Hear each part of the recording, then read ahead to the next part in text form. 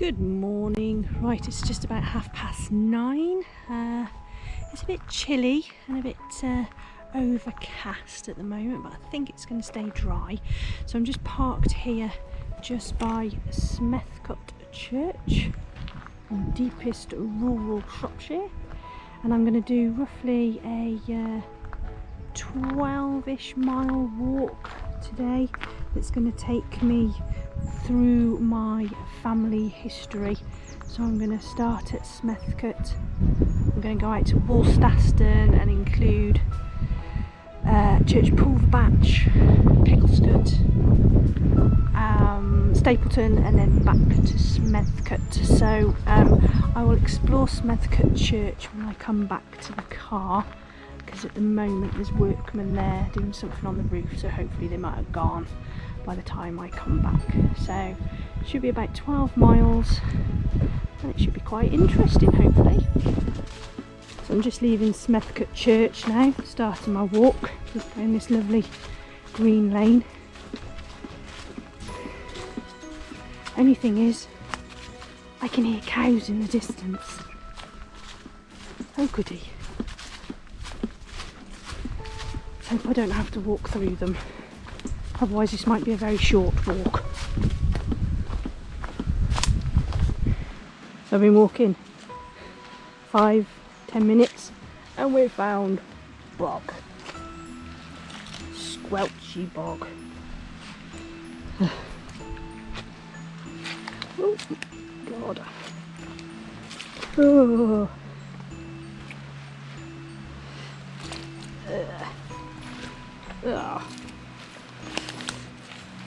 Yeah.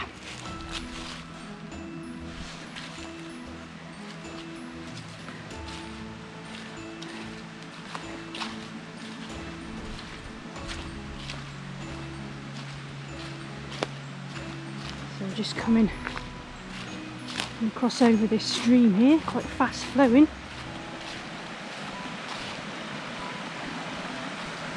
It's lovely and calm there, and got this weir. Oh.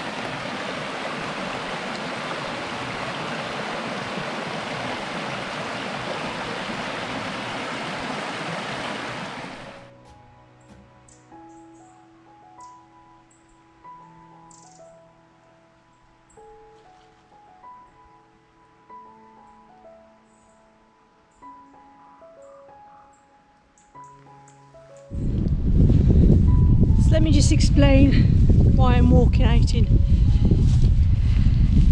deepest Shropshire around this area. So my mother's maiden name is Davis, I-E-S, and for generations they were farmers, and they originated from Wales, so I've traced them back to places like Llansanfraid, Llanffarangle and Berriew, just over the border, and then one generation moved here to Shropshire, and then they ended up in this area of Picklescott, Smethcott, places like that, all around in this area, and had various farms around here. And so I'm going to go out to them, hopefully get some pictures of them. I've got some old pictures of the farms and some of the family, so that's what I'm doing out here.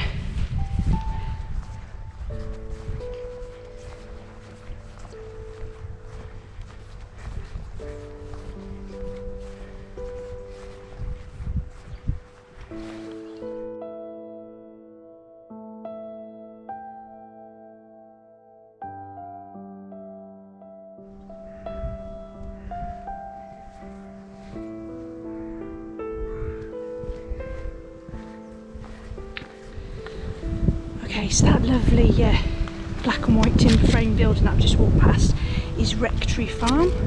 So I have family links with that. It's a Rectory Farm in Woolstaston. So it was built in 1620. It's now a B&B, and it was run by my granddad's cousin John Davis and his wife Jeanette. for many years, and it's now run by their niece Alison. So Woolstaston itself is probably named after a person called Woolstaston, and Tune indicates a collection of buildings. There is a Motte and Bailey that was constructed in the late 1000s, and the buildings in Woolstaston date from the end of the 1600s. Perhaps Woolstaston's most famous inhabitant was Reverend Donald Edmund Carr of the Night in the Snow fame. He was also the minister for Rattling Hope Church, or Ratchup, on the west side of the Longmynd. On the 29th of January 1865 he walked to Rattling Hope over the Longmynd to take a service, after which he insisted on walking home in the dark and blizzards. He lost his way and spent the night out on the Mynd, and there were drifts of up to 4.5 metres, and temperatures of 15 degrees centigrade were recorded. The whole country had these severe conditions, resulting in malnutrition and starving animals.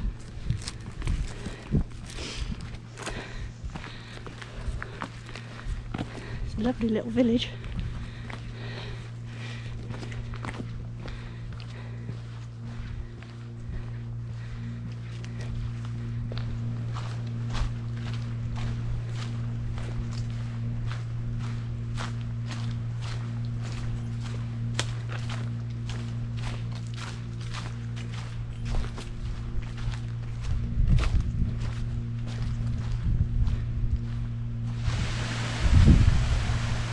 This could be interesting. Yeah. You might be getting wet feet.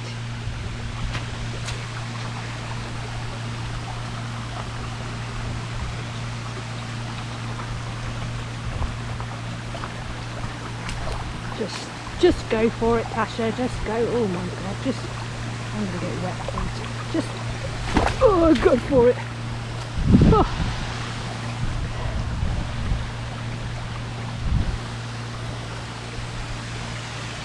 Wow.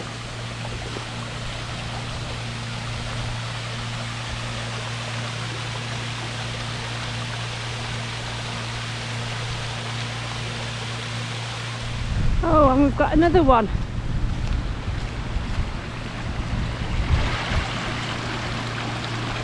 I feel the song coming on.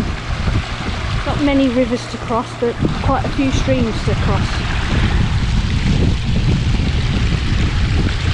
It'll be a case of just go for it again.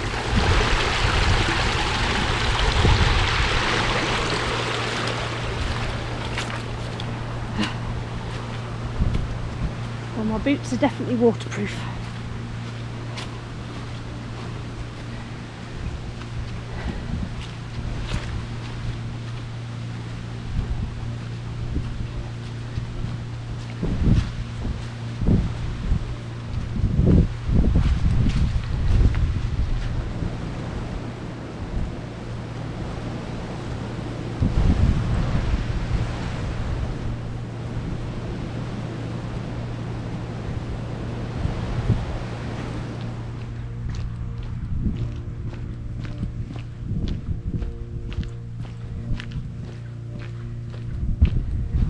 This is Betchcote now that we're walking through. There's Upper Farm,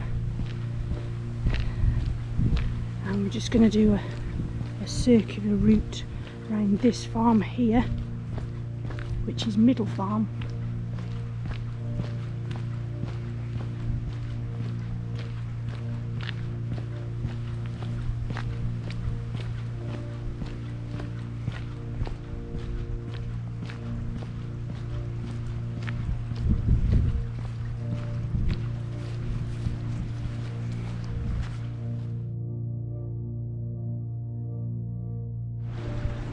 So that's Middle Farm there.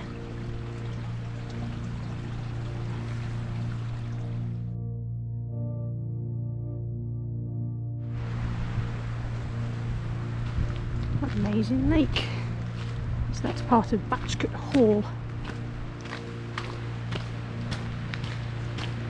But Middle Farm that we just walked past, so the history of Middle Farm dates back to the 15th century, and it was built by monks and cared for by hermits who stayed here as a place of sanctuary while growing their own food. It is now a rare breed farm with accommodation, and it was Middle Farm that my granddad, David Edward Davis, was born in 1918.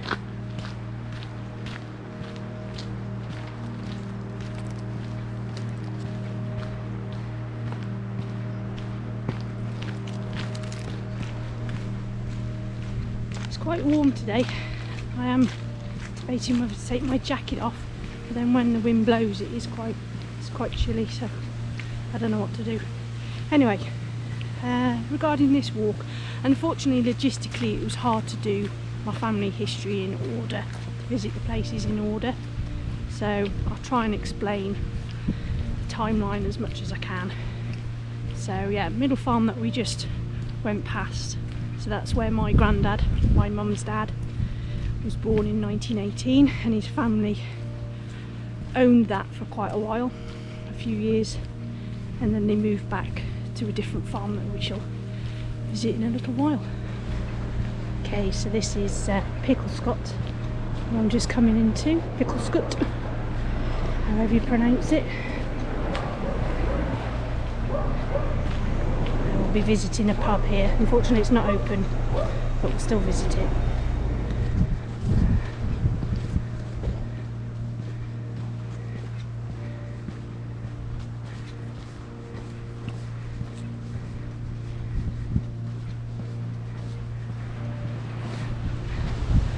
Oh well, unfortunately I've missed the turn for the pub, the Bottle and Glass. It was back there, but I'll stick some pictures on. I've got some pictures of it.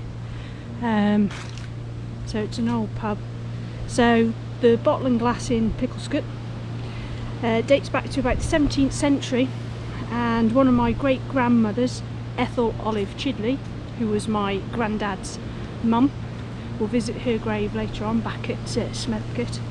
One of her relations ran it for many years, Victor Chidley, the early part of the 20th century, and he's still well remembered. So the first found record for Picklescott is in 1255, when Howell of Picklescott gave a noke to Ormond Abbey. Some say Pickle derives from the name of the owner of the land, and pick can mean the end of a hill, cot is habitation or house. Ormond Abbey owned much of the Longmynd, with horses and sheep being grazed there, and horses were very important up to the First World War. But the keeping and breeding of them are rarely documented because they were such a part of life. And we are in the shadow of the Longmynd here, really is. And then going back to pronunciation of the villages around here. So I think the early spelling of Smethcott, Betchcote, Picklescott, they have C-O-T-E on the end, and now they have S-C-O-T-T, but I've always pronounced them like they have C-U-T at the end, cut. So Smethcott, Picklescott, Betchcote. It's always how I've pronounced them, and I've heard, you know, relations pronouncing it, so it's obviously a Shropshire pronunciation. It's another lovely stream there. So we're just going up this lane here, which is a dead end, and see where it takes us.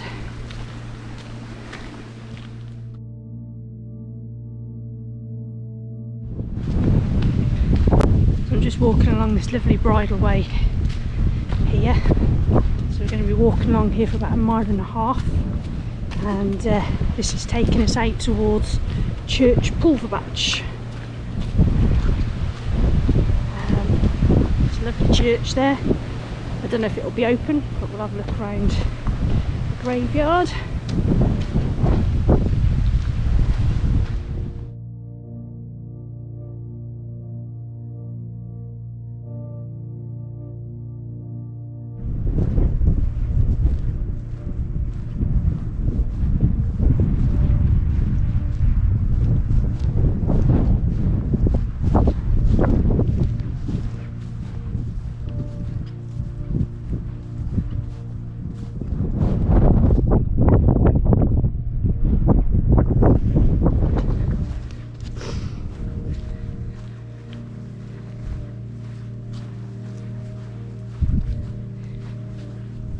So we're walking part of the Shropshire Way main route now, all the way down to the bottom of this field that's full of sheep.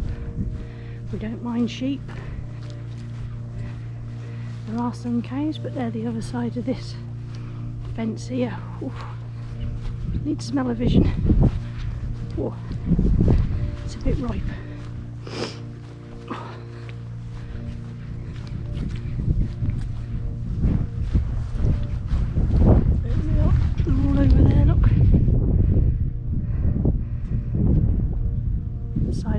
I like them to be.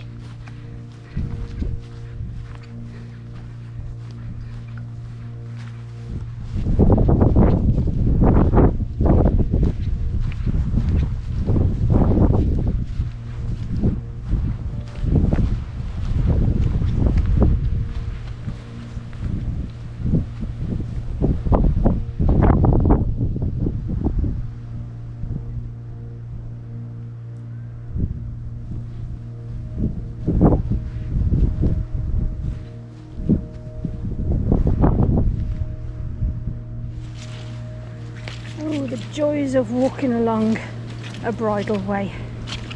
Ugh.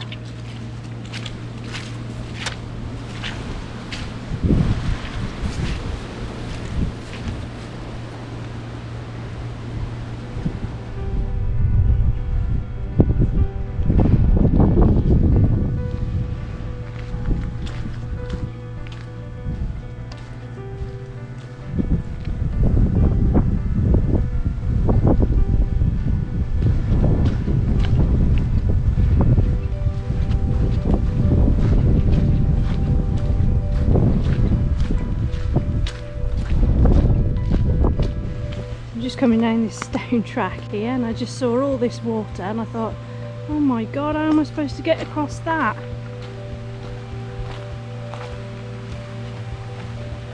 I think it's a lot more than it usually is. Wow.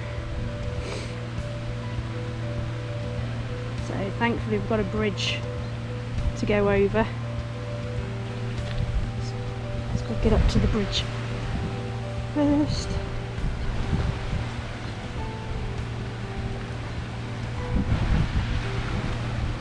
Quite a lot of water.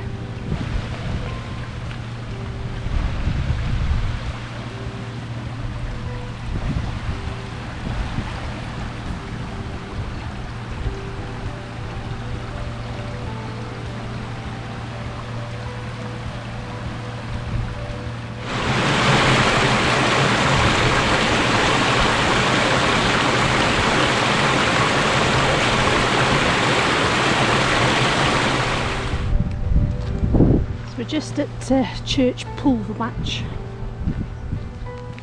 I'm just making a detour off my route. I'm going to go and visit the church. I think I'll probably stop and break. My watch is going to bleep at me because I'm going off course.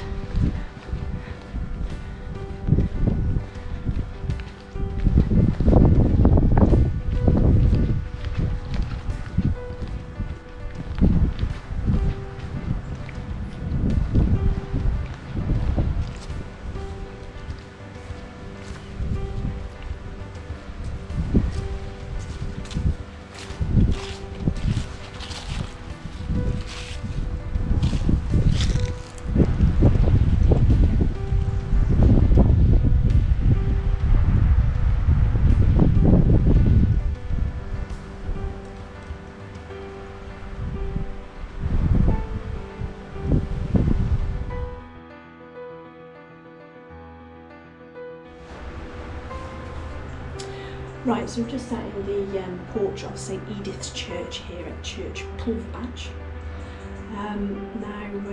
My granddad's younger sister, Kathy, actually married a chap from Church Pulverbatch called Brian Hobson, and they ran a farm called Castle Place, which is not far from here, and their son Andrew now still runs that farm.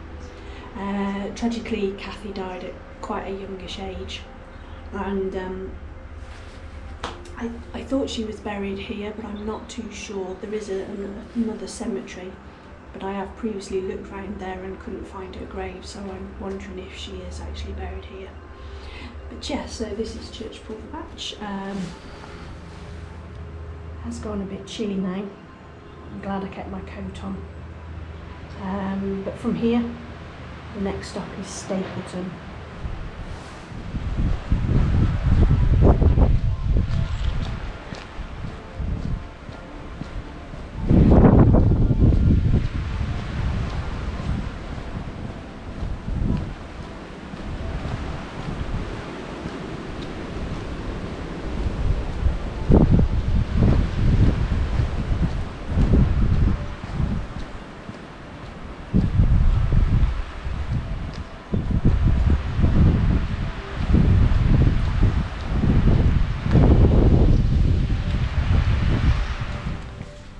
Really is beautiful out here.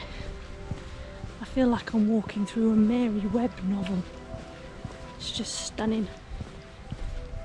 I feel a connection as well. I don't know, because of the family history or just because of the beauty of the place. I think I'd like to live out here. It really is nice. So this would be a walk I'd like to do again in a different season, spring or summer maybe. But today is just, it's glorious. Yes, it's cold, but the light, the autumnal sun is just amazing. Beautiful. I'm enjoying this walk. Onward to Stapleton. And if you can see, a pair of red kites.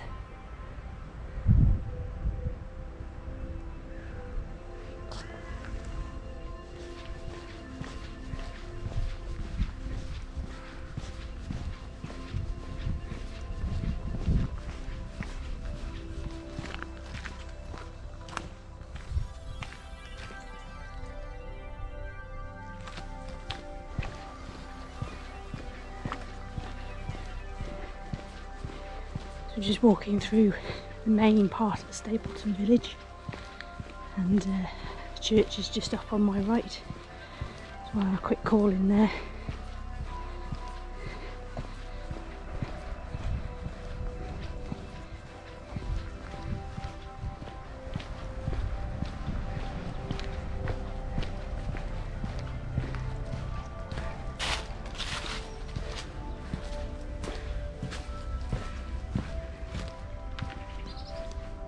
So this is Stapleton Church.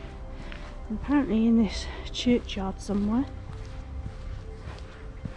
it's my 3 times great grandfather. So let's see if I can find him.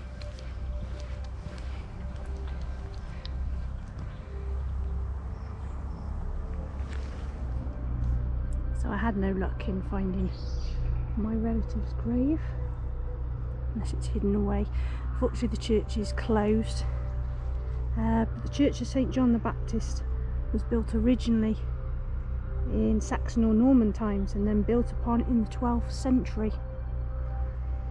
Illuminated windows were then added in the 14th century, and my grandparents, David Edward Davis of Stapleton and Nellie Wilkinson of Tatnall in Cheshire, were married here in 1947.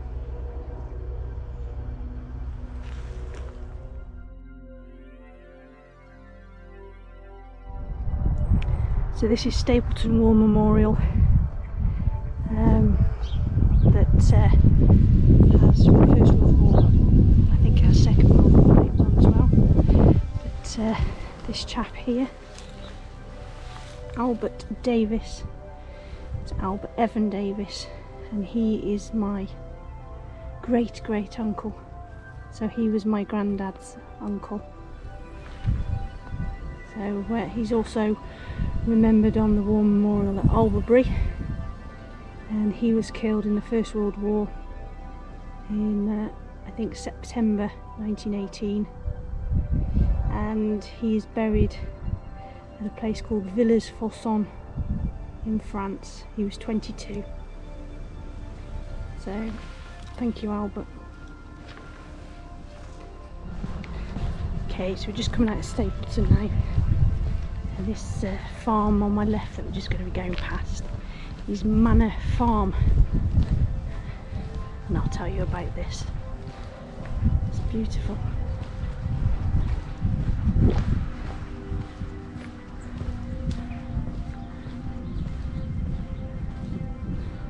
Lovely old farmhouse.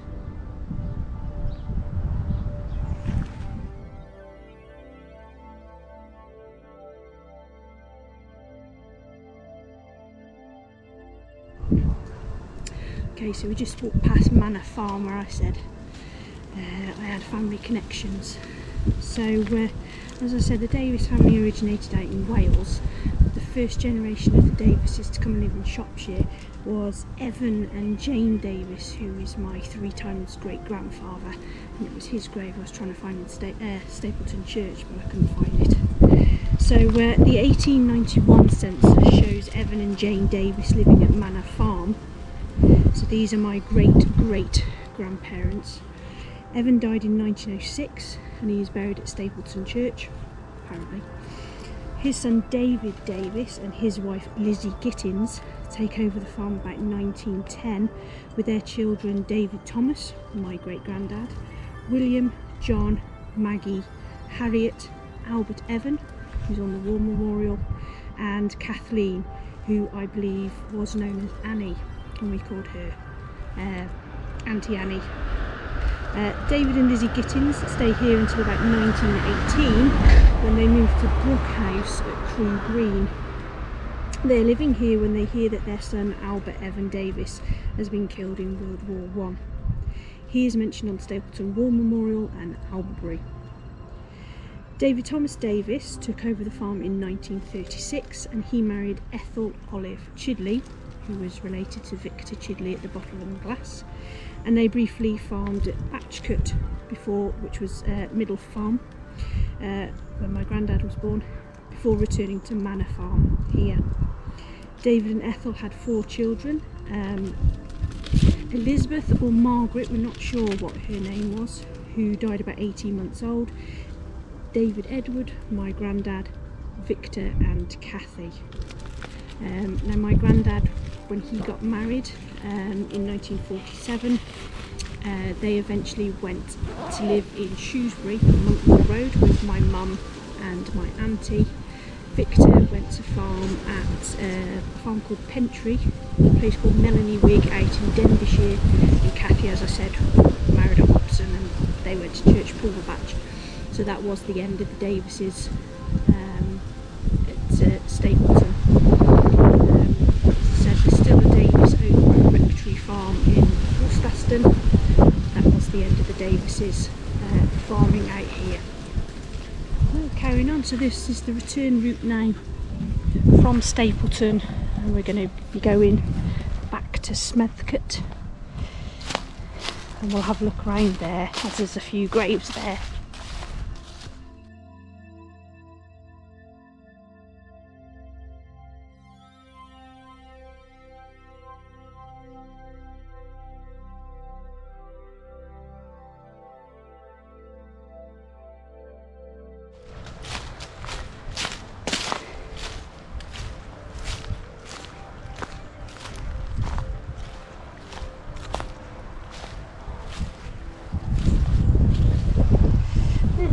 Interesting.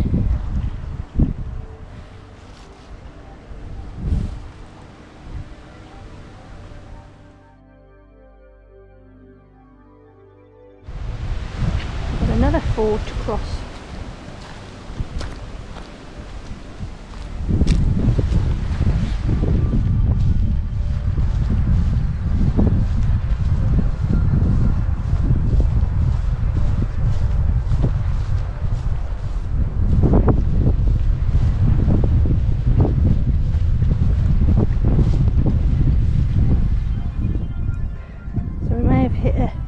Snag here.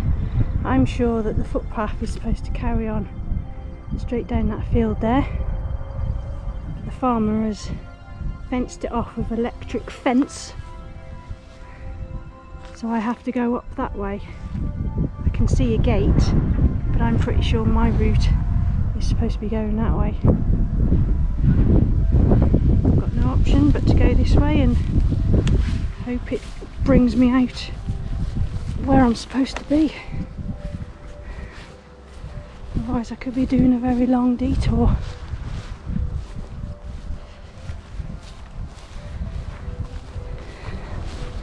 It's a bit naughty.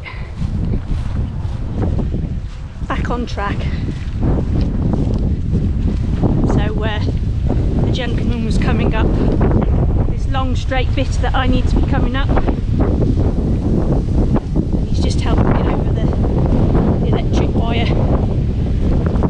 Otherwise I would have done an extra diversion, which I didn't fancy. And this is a footpath, so you shouldn't really block it off like that. But all's good. Back on course.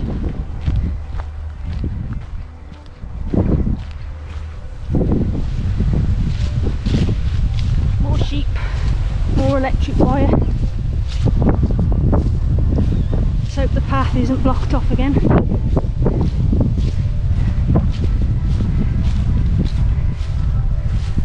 Okay, so before we go any further, let me just explain what happened next.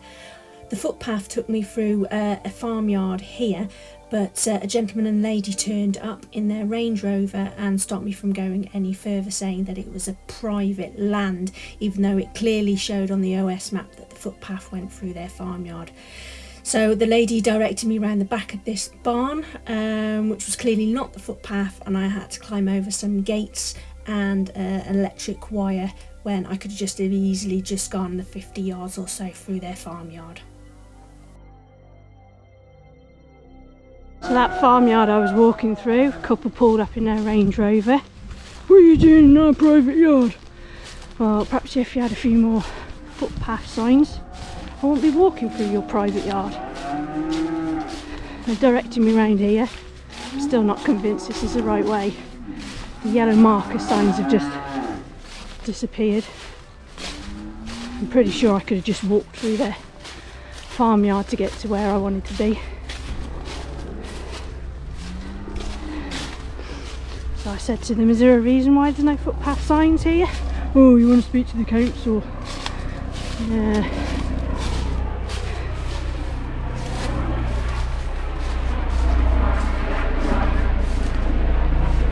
How the frickin' hell am I supposed to get over this? It's all blocked off. Bastards. This is a footpath. It's all blocked off.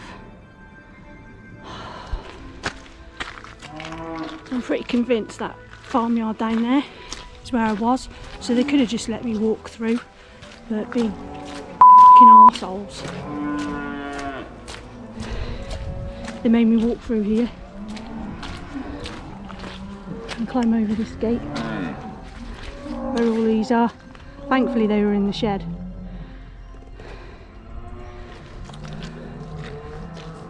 So what just gives country people a bad name, being complete prats like that.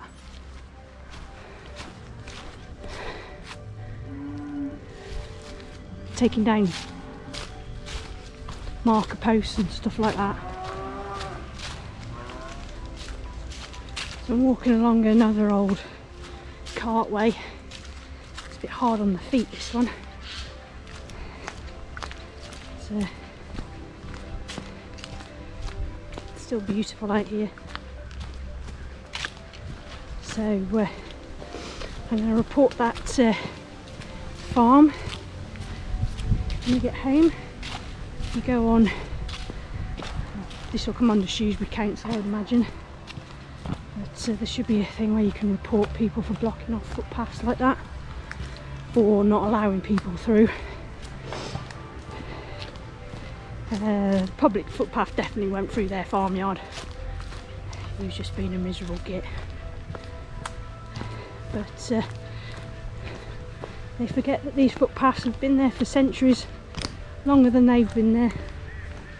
The fact that they don't like people walking through the farmyard, then you should get it officially diverted.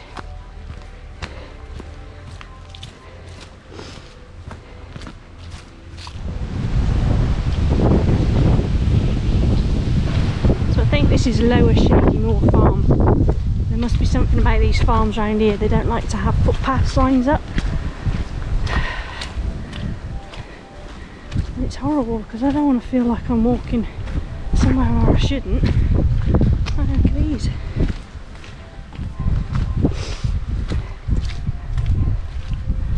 I think I'm on the right track now. Oh, red deer.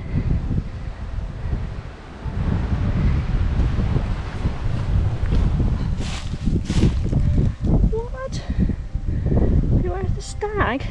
Oh my god. At least I know I'm going the right way. Why does it all go wrong when I'm so near the end? I'm supposed to be going that way, but they fenced it off. So I'm going to have to go this way. Oh my god, I could have got through this gate all along. Look, it's one of these. Oh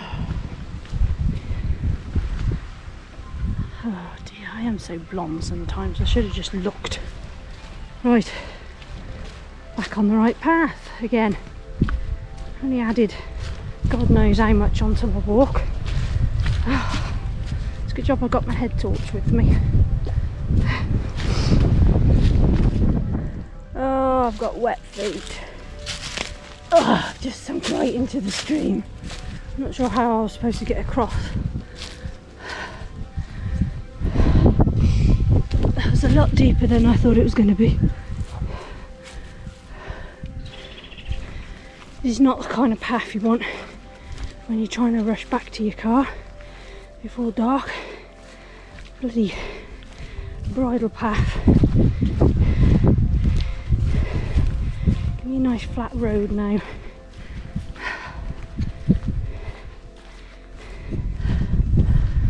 Oh, someone must have heard me. A road. Thank God for that.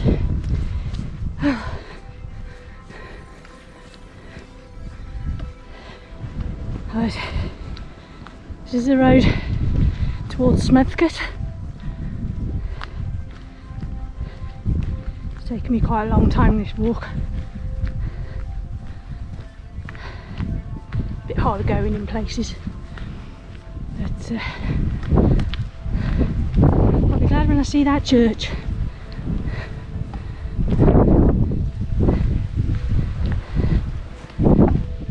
Oh, so just nearly at the church. I don't know if you can see just on my right, there, that's an old Motte and Bailey.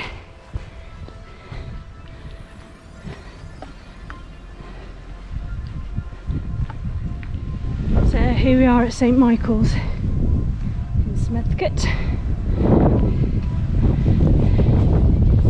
So in this churchyard there are lots of my distant relations. Here's the war memorial.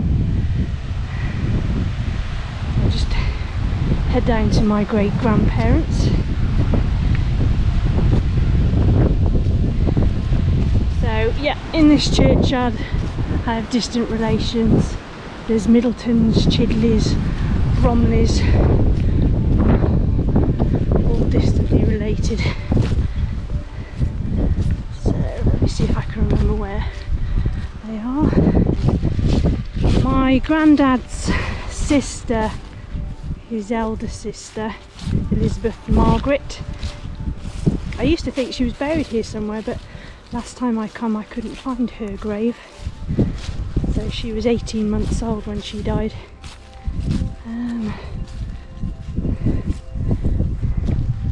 Just trying to think which is theirs. I think it's this one over here.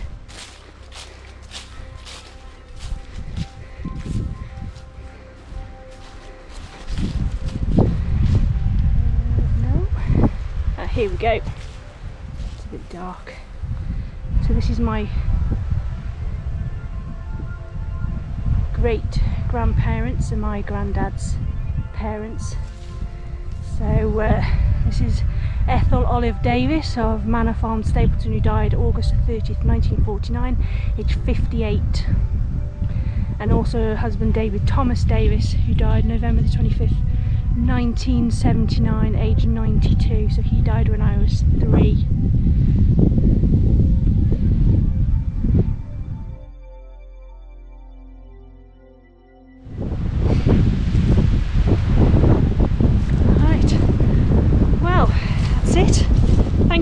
coming along with me. I shall put some perhaps comments on some of my pictures just to make the family history a little bit clearer.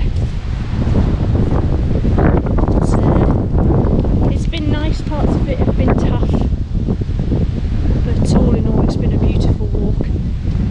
The sun has set now, my car is still there, which is all good.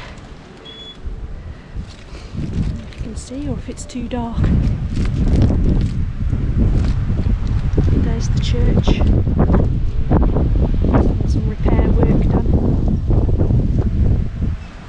But thank you for coming along. As usual, stay safe while we're still in lockdown.